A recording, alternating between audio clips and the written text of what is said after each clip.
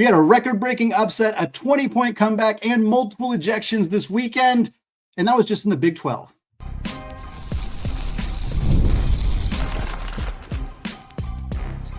You are Locked On College Basketball, part of the Locked On Podcast Network. Your team every day.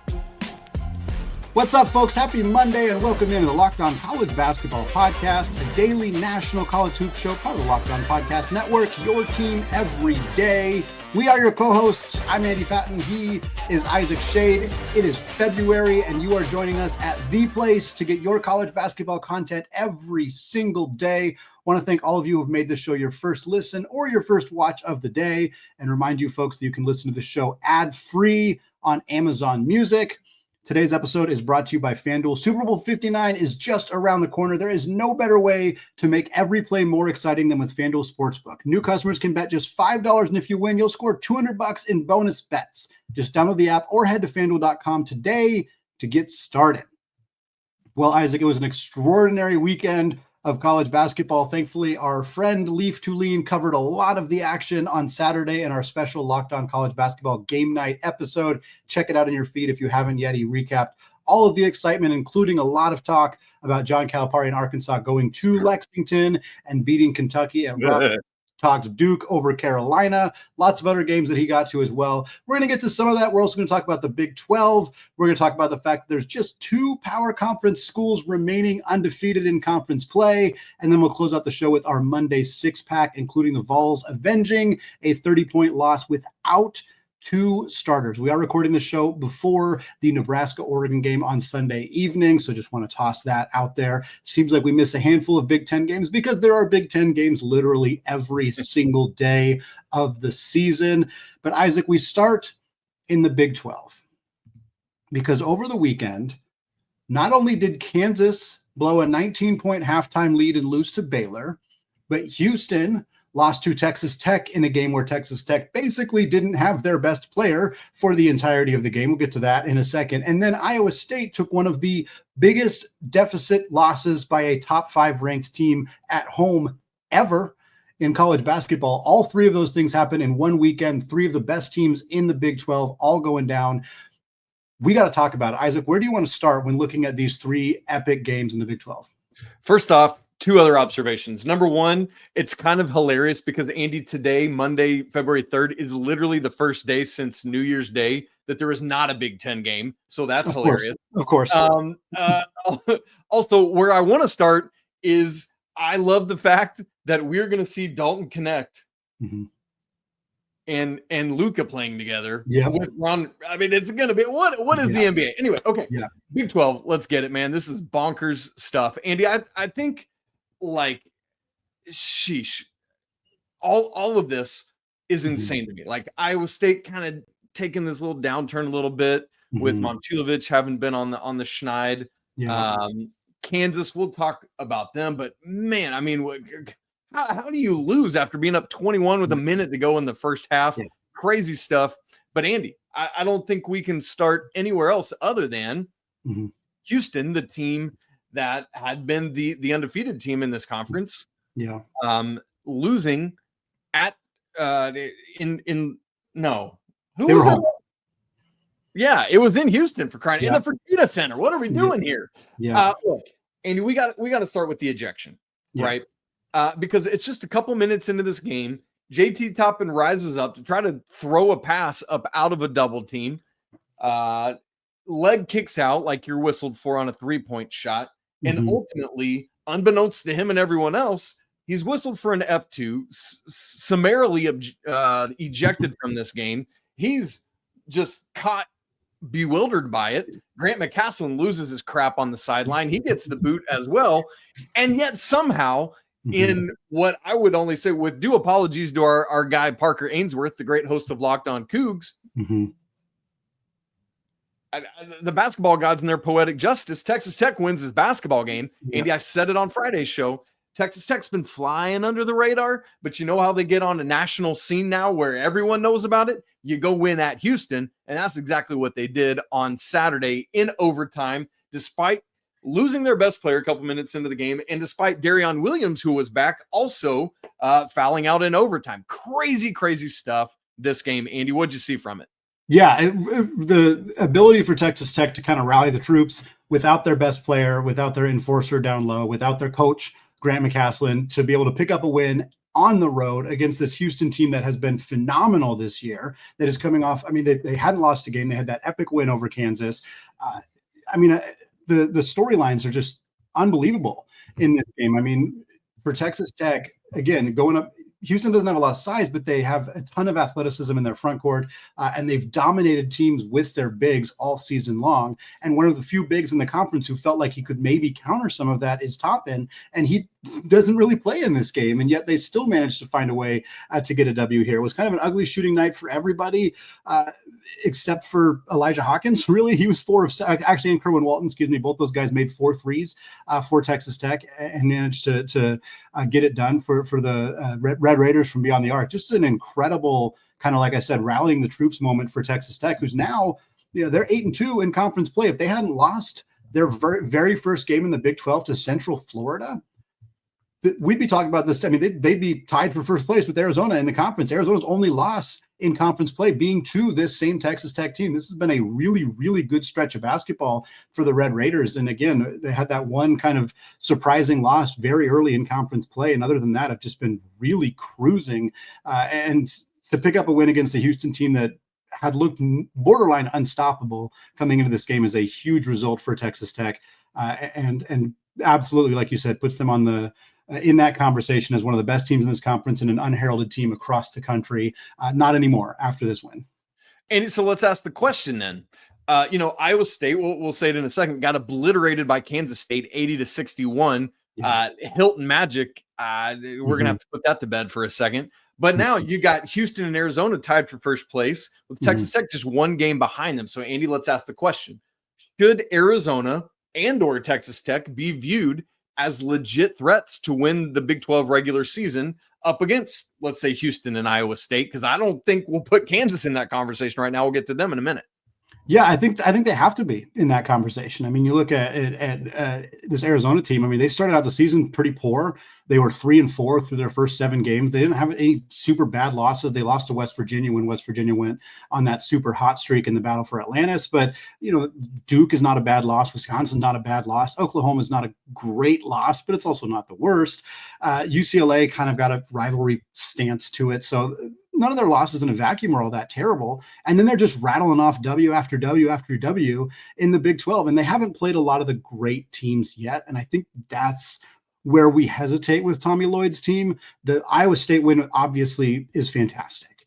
And they win that game. Obviously, Iowa State does not have Milan Momcilovic, and now they look a little bit weaker with this Kansas State loss, but that's still a great win. They beat Baylor. That's a great win. Other than that, every other team they've played in the conference that they've beat, they beat Colorado, great. They beat Cincinnati, fine. They beat Arizona State. It's a rivalry, but it's not a very good team. Like, they haven't beat a lot of great teams. So when we see them play, they got Texas Tech on Saturday. They got Houston the following Saturday. They got Baylor again after that. Both at home. And then they got Baylor on the road on the 17th of February. So they got some tests coming up. But I think that I want to see them play some of those better teams to have a full scope of where this Arizona team is right now. But if you're 9-1 through your first 10 games ever in the Big 12, you're in a pretty darn good spot. And for a team that started off the year not seeming like they were going to compete like that after their first 7 games of the season, that's a really nice turnaround for Tommy Lloyd's team. 2 of their final 3 are at Iowa State and at Kansas, Andy. So I think we'll probably learn a little bit there. Speaking of Kansas, Andy, what on earth is up with the Jayhawks? Let me just put some historical numbers on this thing. Right now, they're tied for 5th in the Big 10. By the way, tied for Big 10. What are we doing? Big 12, Isaac. Come on, good grief. Tied with BYU and Baylor, that is, for 5th. And Andy, I was thinking about it because last year they finished tied for 5th in the Big 12. The last time that the Kansas Jayhawks finished outside the top 3 in conference in back-to-back years, you got to go all the way back to the 81-82 season and the 82-83 season when they finished 7th and tied for 6th. I'm 41 years old and I was born in 84. So I don't know how to do math really good, but I know that that's a more than 40-year stretch since they've been outside the top 3 in back-to-back years. That's crazy. DeJuan Harris was back in this game. Andy, what is up with Bill Self's team? It's funny. You look at their resume overall, and they don't have any bad losses. Their worst loss from Ken Pom perspective is West Virginia, which was a home loss. That's not great, obviously, for them. But Creighton, Missouri are both top 30 teams at Ken Pom. Creighton's 32nd right now, but they're climbing. Iowa State, Houston, Baylor, none of those are bad losses, but they're not winning those close games that they need to win. And most recently, I mean, both these last 2 losses for them were just catastrophic in how they happened. Again, we've said it so many times, but to have DeJuan Harris at the free throw line with a 6-point lead, 18 seconds left in overtime and lose is unbelievable, like literally unbelievable that could possibly happen. To then turn around and have a 21-point lead over Baylor late in the first half, to go into the second half with a 19-point lead, for Baylor to lose VJ Edgecombe to an injury in that game and then still lose that basketball game by 11 it's just a complete falling apart for this Kansas team. And I think we've talked about it a lot, and we don't need to get fully into the details because it's been a big topic of conversation all season long. Kansas, the pieces haven't come together the way that Bill Self envisioned that they would. They had 3 returning starters who've all been great when healthy: Hunter Dickinson, KJ Adams, DeJuan Harris. And then you kind of filled around the roster with transfer portal additions. And really the only one who's played at or above the level expected was Zeke Mayo. He's been great, but AJ Storr has been very inconsistent. Diggy Coit has been inconsistent. Rylan Griffin hasn't played the role in the productivity that you're expecting from him. So even when you have a great performance from a freshman like Flory Badunga, who has been fantastic, you're not getting enough from the rest of the wings on this roster. And Bill Self's been mixing and matching and trying to figure out what works, but it kind of feels like any given night, you don't know which version of Storr you're going to get, which version of Griffin or Coit or those guys you're going to get. And so he's kind of just having to figure it out night in and night out. And in the Big 12, kind of having to try to figure that out on the fly. That's the difference between winning and losing close games against good teams. And that's what we've seen from this team so far this year. And by the way, Andy, we queried on Friday's show about whether Badunga would stay in the starting lineup or Adams would move back in. It was Badunga, although he played 15 minutes to KJ Adams 30. Now for Kansas, they host Iowa State tonight, an Iowa State team that's going to be desperate for a win after back-to-back losses, one of which was, frankly, again, I'll say, in my opinion, their own dumb fault for not fouling up 3 when they had multiple opportunities to do so. A pretty manageable schedule the rest of the way for Iowa State. After that, they got a couple more tough games, but in as far as Big 12 schedules go, once they get past this one, not too terribly bad, but curious to see how TJ Otzelberger's team can respond and rebound. Andy, 11, a record-tying 11 AP ranked top 25 teams went down on Saturday, and only now 2 undefeated teams remain in the power conferences in terms of conference games anyway. How long can Auburn and Duke keep it up? We'll talk about that in just a second. Right after I tell you about FanDuel, Super Bowl 59 is here. 1 game, 2 teams, endless possibilities, and there's no better way to make every play more exciting than with FanDuel Sportsbook. So whether it's predicting the first touchdown, calling the MVP, or even betting on the coin toss, FanDuel makes it easy to get in on all the great action. With live betting all game long, you can adjust your bets as the game unfolds and feel the thrill from kickoff to the final whistle. The live betting feature lets you stay involved no matter what happens on the field, and the app for FanDuel, man, it's really easy to navigate. Plus, knowing that you can place a $5 bet and potentially win $200 in bonus bets for the Super Bowl, baby, that's the icing on the cake. How about this? We're about to talk about Duke and Auburn as the lone remaining undefeated teams in power conference play. Well, how about this? Duke to record an undefeated ACC run. Yes, plus 106. No, minus 140. Auburn, obviously, these odds are a lot different because the SEC is a lot different than the ACC. Auburn to do the same. A yes is plus 550. A no is minus 1100. So if you want to get in on that action or anything else, download the app or head to FanDuel.com to get started. Bet just $5. And again, if you win, you'll score $200 in bonus bets. Check it all out at FanDuel.com, an official partner of Super Bowl 59.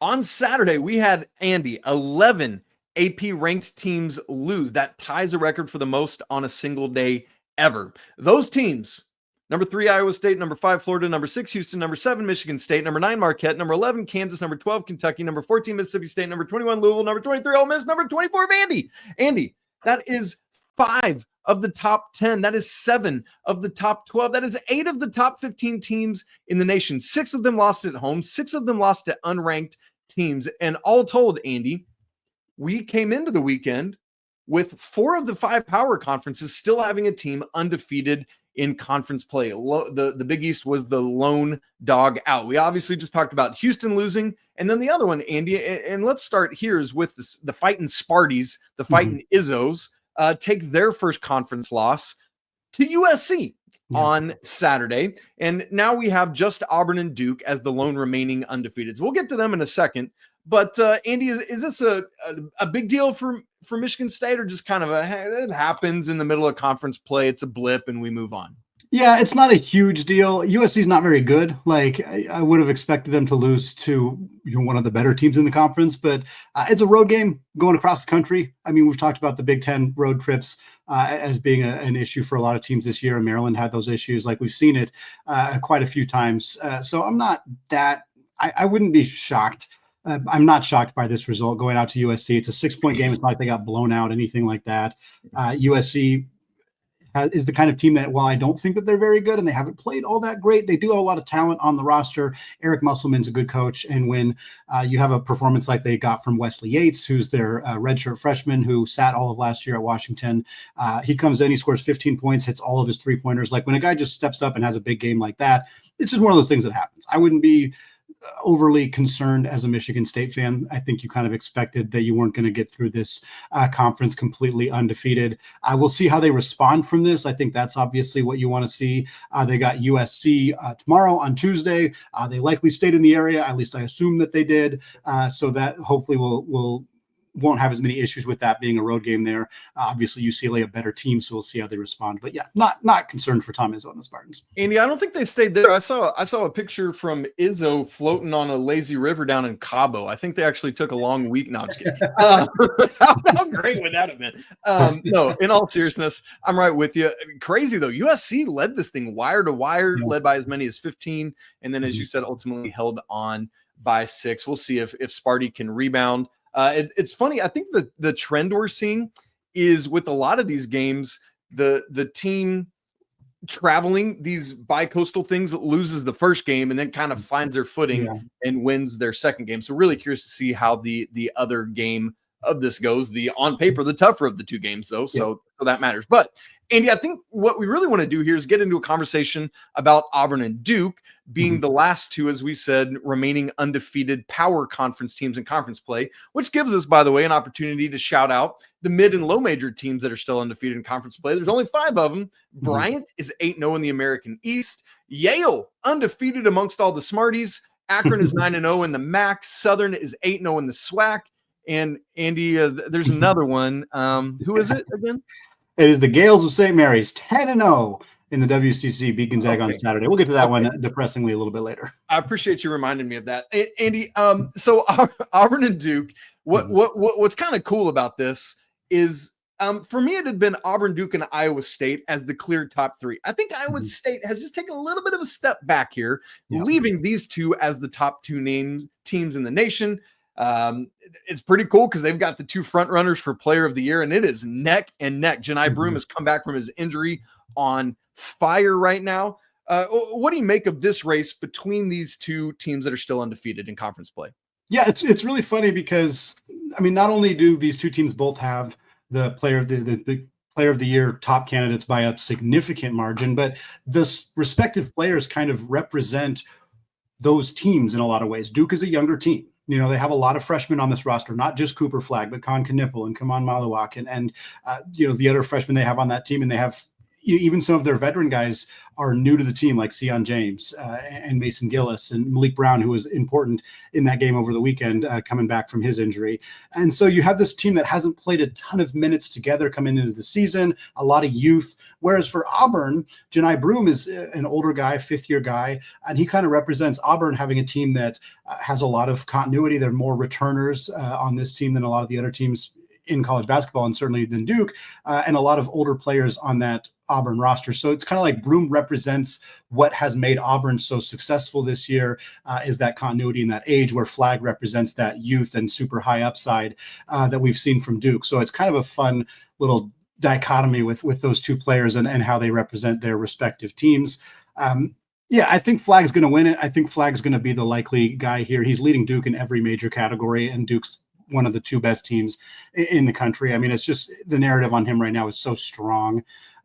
Weirdly, I think Auburn doing well without Broome may have almost hurt Broome's case, which is unfortunate and certainly not Broome's fault. He's been fantastic this year, 2.5 blocks per game, 18 and 12, like just some really good stuff from Johni. But Auburn has enough depth that makes them so dangerous and so scary. And it's why they're a legitimate threat to win a national championship, because they have that kind of depth and we're able to withstand him. Whereas Duke, they'd be okay without Flagg. I don't think they would be bad or anything like that. But he leads the team in every statistical category. That is obviously significant in terms of what they would look like without him. These two teams are phenomenal. I'm so excited to see if they can pull off the undefeated seasons in conference play. And more importantly, like, what does this look like getting into March? Andy, I can't remember the exact stat that ESPN showed during the broadcast of the Duke Carolina game, but I believe it was no ACC player is either ever the last 25 years has led his team in all 5 of those statistical categories. And this dude's doing it as an 18-year-old in, historically the best conference in all of that. I mean, it's bonkers stuff, but that's a great point that you made. I think Flagg is more important to Duke than Broome is to Auburn. Not saying that neither of them are important, but I think Duke sans Flagg is worse than Auburn sans Broome. I love how you put that. That's really wise. And again, like you said, both these teams are really good even without those guys, just slightly different. So, Andy, first off, we need to make a plea to the selection committee to have these two teams on opposite sides of the bracket. Not saying they'll both get there, but good grief, we need the opportunity to see them in the national championship game. That age-old question we love to ask: Auburn and Duke versus the field for the Natty. It's funny. Like I always the caveat here, always the response is kind of like, oh, it's you always bet the field. You never want to predict that. You know what the national championship matchup's going to be in early February. Even when you get the bracket, like predicting the exact national championship is very, very difficult to do. But everybody at this time last year, everybody said UConn Purdue, and guess what? It was UConn Purdue. Like, sometimes it happens that way. Sometimes it shakes out the way you think that it's going to shake out. I would still project that it probably doesn't in this case, certainly not Auburn and Duke.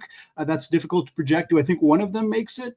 Yeah, I do. I mean, these teams seem to be so far ahead of everybody else. If they're healthy going into the NCAA tournament, I mean, both these coaches have narratives around them as well. I mean, obviously Auburn lost in the first round last year to one of the other undefeated teams, by the way, in Yale, and Duke.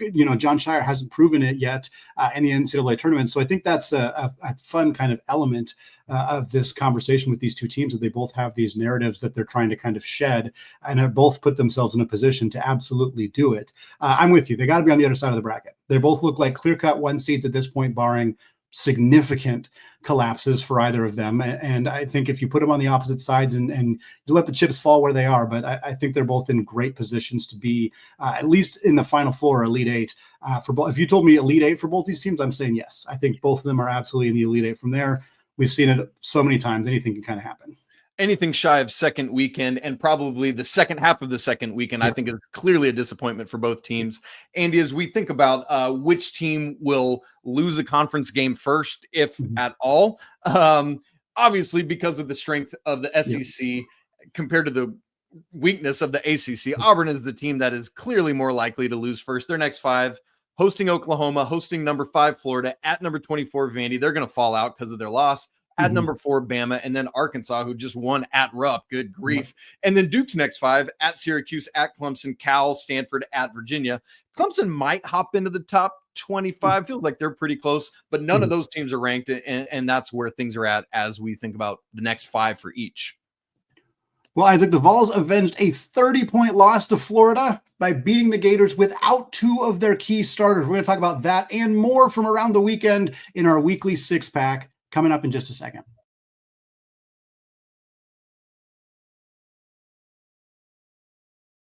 All right, Isaac, closing out the show with our weekly six-pack, talking about games from around the weekend. We're trying not to get too many games that Leaf covered on Saturday night's game night episode. Once again, if you haven't checked that out, it's in your feed.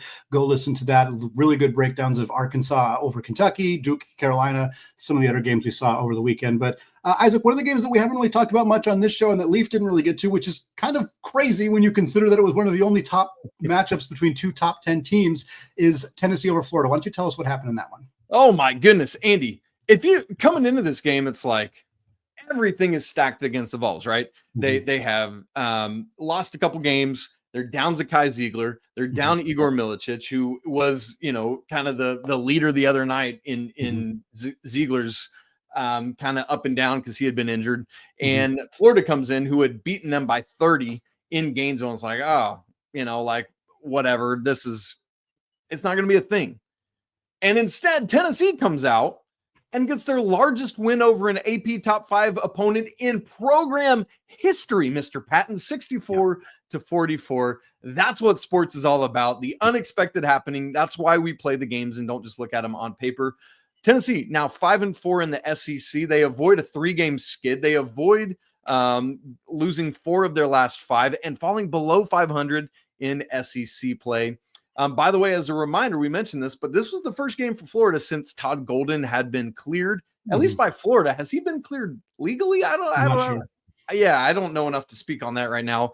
Another very important thing to note in this game is that Walter Clayton went down in the first half on his left ankle. I think it was. He wrecked pretty good there. Was kind of in and out a little bit. Looked clearly hobbled in the second half. So we'll keep our eyes on him. Both these teams we believe in. Both these teams are going to be top SEC teams, but big day for the Vols to get over insane odds on Saturday. Number 2 in our six-pack is the best rivalry on the West Coast of college basketball by a significant margin. St. Mary's Gonzaga, the Gales hosting the Zags in Moraga, California, 9-0 in conference play, looking to get to 10-0, and they managed to pull it off. They had a 8-point lead at halftime. We're up 14 in the first half. Gonzaga stormed all the way back, running a zone defense. But once again, the Zags failed to close out a game. They have 7 losses now on the season. Isaac, I mentioned this before. In the first 4 years that I podcasted about Gonzaga, they lost 8 games. They lost 7 this year. It has been a very, very different post-Drew Timme era for Gonzaga. 3 of their 7 losses in overtime. The other ones by 6, 3, 4, and 4. It has been hard to watch this team struggle to close out games. In this one, Graham Ike takes a 3-pointer to attempt to give them a lead with 5 seconds left. Don't know why he felt he needed to shoot the 3 instead of trying to get a better look at the rim. Regardless, the Zags now 3 games behind St. Mary's, no longer in the driver's seat to win the WCC regular season. I got to hope they can win some games in Vegas to make sure that 25-year streak of making the NCAA tournament stays alive. Andy, in the Big East, we had 2 different late game winners on Saturday. One of them was Creighton beating Villanova at Villanova with a Stephen Ashworth crazy banked in 3 right at the end for a 62-60 victory. Unfortunately for Villanova, Eric Dixon, dribbles the ball off his foot on the final possession. It's now 7 straight for the Blue Jays, including beating UConn, Xavier, and Villanova. They're 9-2 in the Big East. Villanova, Andy, 3 straight losses, down to 5-6 in Big East play. Elsewhere, St. John's beats Providence thanks to a Kaderi Richmond game winner, 68-66. They've done that now twice to the Friars in an end-of-game moment like that. They now, thanks to the Marquette loss to UConn, have sole possession of first place in the Big East. Andy, clearly the basketball gods are smiling on Rick Pitino for his goodwill video towards Cal over the weekend. Here's your clear and definitive top 4 in the Big East. St. John's 10-1. Marquette and Creighton now tied second at 9-2, followed by UConn at 8-3, and then it drops off after that. So that's your clear and definitive top 4. Pair of ranked teams in the SEC not only lost over the weekend, but got blown out. Mississippi State falls to the Tigers of Mizzou, 88-61, the final score in that one. Shout out Dennis Gates, continuing to have a very strong season. It's a 2-game losing streak for the Bulldogs after losing to Bama. They're now 2-5 in their last 7, and their 2 wins were both in overtime. One of them to South Carolina. The other one was a much better win against Ole Miss. Meanwhile, Oklahoma, Porter Moser's team crushes Vanderbilt 97-67 the final, which is crazy enough, but they actually were down 4 at halftime. That is correct. They outscored Vandy by 34 points in the second half, 61-27, an insane second half from the Sooners. They've now won 3 of their last 4. Their only loss was at A&M. They're still just 3-5 in the SEC, but for Porter Moser's team, after last year doing great in the non-conference and then really struggling in the Big 12, it's nice to see them kind of buck the narrative after everything looked like it was going the same for them. Now, at least they've strung together a couple of nice performances in their new conference in the SEC. Andy, obviously, Leaf covered in depth the Duke, North Carolina beatdown, I think we call it, from Saturday in the game night show. But what's happening just behind the Blue Devils in second place in the ACC? Let's talk about that. Louisville drops just their second ACC game down in Atlanta. The number 21 Cards fall at Georgia Tech 77-70. Damon Stoudemire's kind of made a habit of knocking off some of the top teams in the ACC. You might recall that last year he beat North Carolina, Duke, and Clemson, who finished 1, 2, and 5 in the conference standings. The Cards were up 11 at the half of this game. Georgia Tech uses a 21-3 run to ultimately take a 60-52 lead with about 8 to go, and then just kind of held that margin the rest of the way. Lance Terry had 23 for the Yellow Jackets to lead all scored. By virtue, Clemson now has second place to themselves after a 68-58 win at NC State, and Wake Forest keeps pace with a 76-74 win at home over Pitt. So behind Duke at 11-0, you've got Clemson at 10-1, Louisville 9-2, and then SMU and Wake Forest both at 8-3. Closing out the six-pack, looking over at the Mountain West Conference, a battle between 2 first-place teams. New Mexico was at Utah State. Both teams were 9-1 in conference play, and the Lobos pick up a massive road win, absolutely crushed the Aggies, 82-63. The final, Mustafa Amzil led the scoring for the Lobos with 16. Nelly Jr. Joseph had 15, along with 13 boards. Donovan Dent had 14. True Washington had 13. Very, very balanced scoring effort from the other Patinos team. And look, a 19-point win for New Mexico against Utah State wouldn't be surprising if it was at home. The Pit is one of the toughest places to play in college basketball, but to go out on the road in Logan and beat this Utah State team, not a lot of teams have been able to do that. Huge win for New Mexico, established themselves as the team to beat in the Mountain West, put themselves very firmly in the conversation for the NCAA tournament. My second favorite Nelly, Andy. My favorite Nelly is hot in here. Andy, Big Monday preview. We always get a Big 12 game and an ACC game. The Big 12 game is the nightcap, and it is the humdinger. My man, Iowa State at Kansas, 9 Eastern on ESPN. Both teams coming off of losses over the weekend, obviously, and so this is going to be bonkers. The first game of Big Monday, Andy, is less so exciting. Virginia at Pitt. So you know what, Andy? We're going to talk about another game tipping off at the exact same time. North Texas at UAB.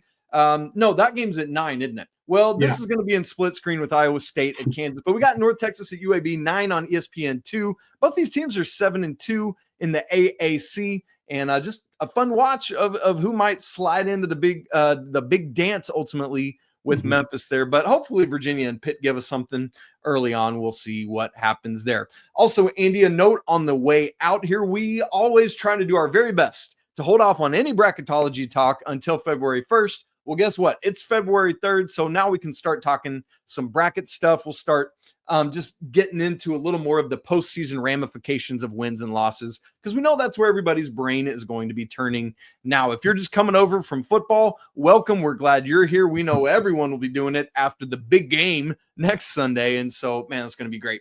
Andy, been a great show to kick off the week. Lots of great action coming up again this week, and as always, we want to tell you, if you haven't subscribed to the show, please do so on video and audio. Hit that subscribe button right there on YouTube. Be the next one to do it. If you've not joined the Locked On College Basketball Discord, it's a great place for all you college basketball junkies to hang out and talk CBB. We love it, and we're all in on it. It's free to join, and the link is in the show notes. Like we say every show, apologies to the Lawyer family. Let's go Wild, Popes. They took an L at home. Yikes. And shouts to Mick Bruins. We'll talk again tomorrow, but until then, peace.